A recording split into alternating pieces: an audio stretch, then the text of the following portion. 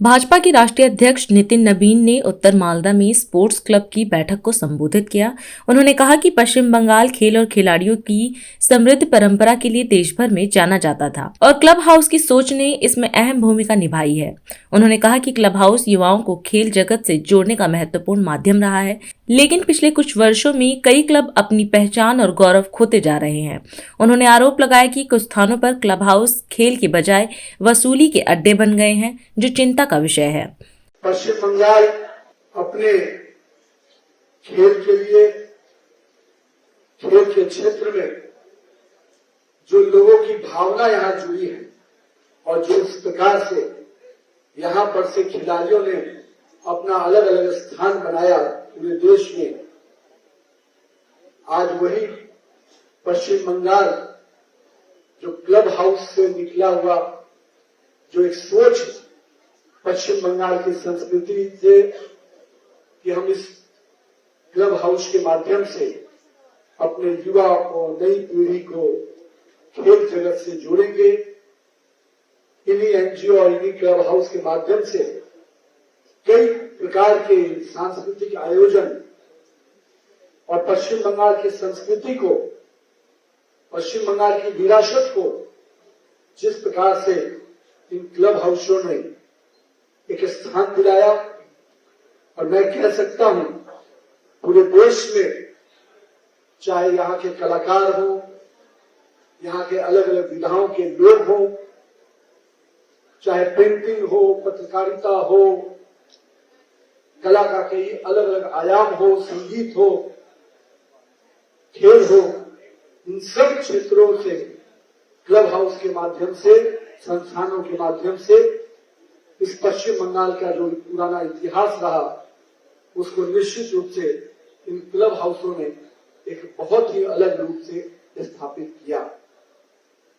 लेकिन आप सोच रहे होंगे कि आज इन क्लब हाउसों से बैठने की क्यों जरूरत आनी पड़ी, वो भी चुनाव के समर में, जिस क्लब हाउस का इतिहास इतना गौरवमय रहा हो, जिसके बारे में पूरे देश में चर्चा होती हो, आज का वो क्लब हाउस किस स्वरूप में है और किस काम के लिए जाना जा रहा है, यह सब कोई को मालूम। जो कभी तक खिलाड़ियों को निकालने के लिए, खेल को एक नए आयाम तक पहुंचाने के लिए जाना जाता था, आज वो क्लब हाउस अड्डा बन गया है, एक वसूली का केंद्र बन गया है। और निश्चित रूप से जो पश्चिम बंगाल की विरासत है, जो पश्चिम बंगाल की संस्कृति रही, एक समय इसी पश्चिम बंगाल से फुटबॉल के खिलाड़ियों का जो भावना देखने को मिलता था, चाहे मोहन बगान हो, चाहे हमारे अन्य जितने प्रकार के यहाँ पर क्लब हैं, पूरे देश में यहाँ के क्लब हाउसों की चर्चा होती थी। क्या पिछले 15, 20, 25 वर्षों में वही इतिहास है?